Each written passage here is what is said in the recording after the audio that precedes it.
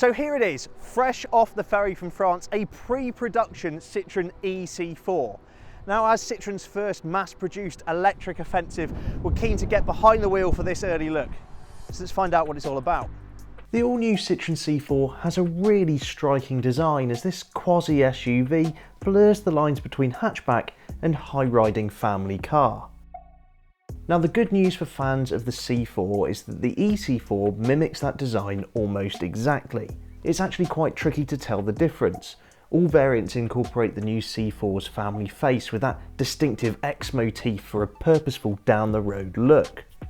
You'll also find more sculpted features such as those dimples on the bonnet and flowing lines that run the whole car's length. Reinterpretations of classic Citroen design elements from models such as the GS and Zara can also be found in the rear, especially with that split rear windscreen. Looking at the car from the back, it certainly has a bold SUV stance, though its proportions being more akin to a hatchback should make it easier to park in reality. The interior of all C4s are a breath of fresh air with interesting textured materials and every model featuring a standard 10-inch touchscreen infotainment system.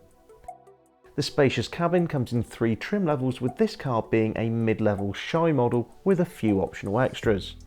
These cosseting seats feature a special shock-absorbing foam that make them not only comfortable, but actually add to the car's overall refinement. You'll find a few hard plastics about the place, but there are soft touch materials in most of the areas that matter. Space in the rear of the car is class leading, with headroom being surprisingly good despite that sloping roofline. Legroom is good, and there's a pleasing amount of shoulder room for the middle passenger. Thanks to the C4 range being designed with electric in mind from day one, boot space remains larger than a Ford Focus at 380 litres. The new e-C4 doesn't actually hit the road until next year, so this is a really great early opportunity to get some feedback on this car.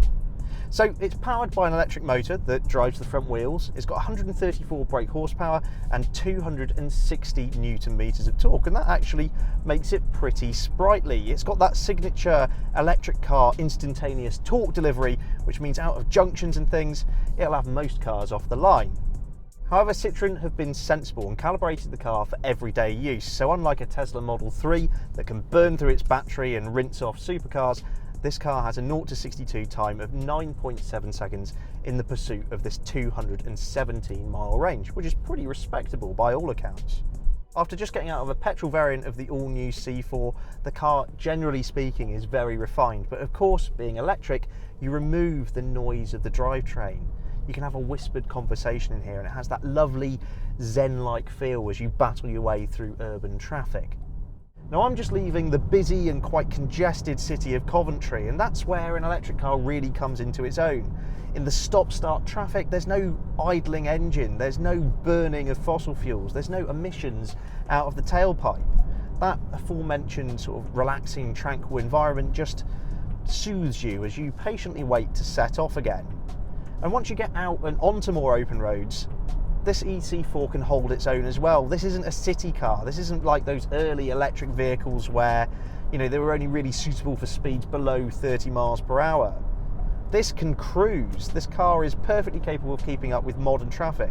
And with a top speed of 93 miles per hour, it's also capable of getting you a speeding ticket on the motorway as well. One of the really nice things about electric motoring is that once you're up to speed and you come across a dawdler in front of you and you need to make a bold overtaking manoeuvre, there is that instantaneous torque to do so. It's like having a big torquey diesel engine on the motorway, except there's no delay whatsoever. Now, in the world of motoring, we're going through this interesting transitional phase at the moment where manufacturers are bringing in electric cars at the moment, and to get to market quickly, a lot of them are adapting existing models, and with that comes compromise. The C4 was always designed to have an e-C4 variant, and that means the platform has been optimized for electric from day one. And that means there's no compromise on space, as I've mentioned, but it also means there's no compromise in terms of handling. While other car manufacturers are desperately trying to fit a battery pack in the space that a fuel tank used to take up, the C4 keeps its battery and therefore its mass nice and low, and that boosts handling. And dare I say it, it handles better than the petrol variant that I drove earlier. Now, the C4 and by extension e-C4 is no driver's car. The steering is far too light and vague for that, though the chassis does have a commanding level of grip. It does give you that reassurance. but there's a reasonable amount of body roll that goes with that too, and this just quite simply isn't a sporting model. Something like a Ford Focus does handle better, but the Ford Focus does not have an electric variant at this point in time. Again, just like its combustion equivalent, a lot of attention has been paid to the suspension, with Citroen pursuing this desire for comfort going forwards. The cushy seats absorb quite a lot of any impact, but so do the hydraulic bump stops on this car that just take the worst of the shock off the lower and upper ends of the suspension travel. And that basically translates to the e-C4 having really good ability to soak up the worst of the lumps and bumps that are out there. Certainly at low speeds, potholes and speed bumps are dealt with nicely. On the whole, refinement is pretty good in the e-C4. Of course, with no rumbling combustion engine, there's no vibrations coming back and into the cabin. You do hear things like road and wind noise a little bit more in this car than its combustion equivalents, but that's primarily because there's not the noise of an engine to mask them. Now, this car has 3 selectable drive modes. Starts off in normal, which is obviously your balance, your best of all worlds, but then you can pull things back into eco, which dulls throttle responsiveness and turns down things like air conditioning to help preserve battery life. If you want to prove to your friends how zippy your new electric car is, push up on this toggle switch and you'll enter sport mode, and everything becomes a lot more immediate and a lot more responsive, though obviously at the cost of battery life. This has been engineered as a family car first and not really a sporting car. So actually, I think in reality, very few people are going to engage sport mode whatsoever, but it's nice that it's there.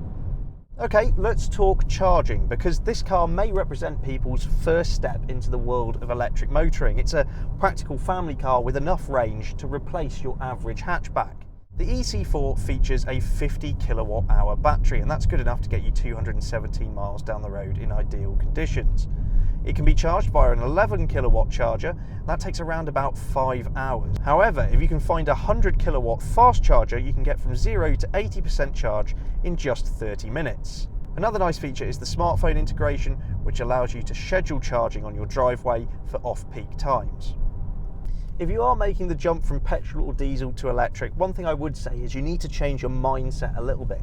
You don't charge an electric car when it's about to run out of battery. You plug it in every night, just like your mobile phone, and start every day with 100% charge. Though with a 217 mile range, you wouldn't necessarily need to do that with the e-C4.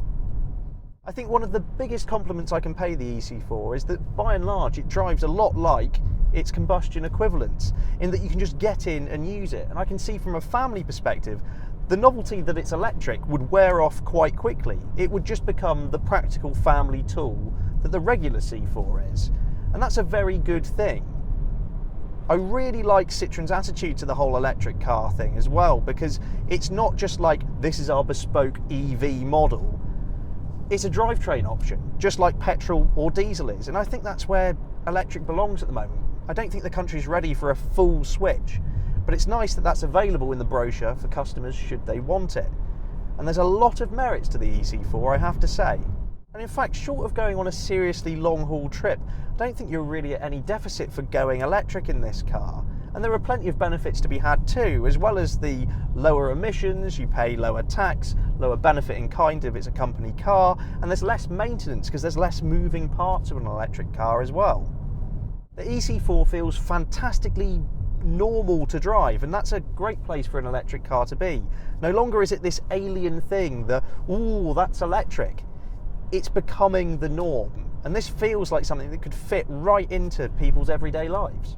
Now, all C4s, including the e-C4, comes with a 10-inch touchscreen infotainment system, and it's a big step up from what PSA's had before. It's responsive. I like that the screen's nice and large, text can be displayed larger, though I do feel that there are a few menus inside menus. It's a little cluttered in places.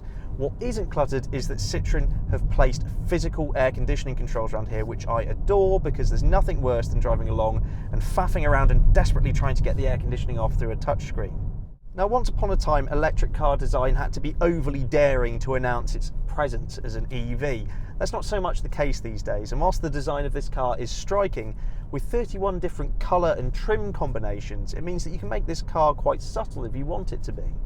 As you can probably tell, I'm quite impressed with this first drive of the new Citroen e-C4, and if you are as well, you can put one on your driveway for £32,180.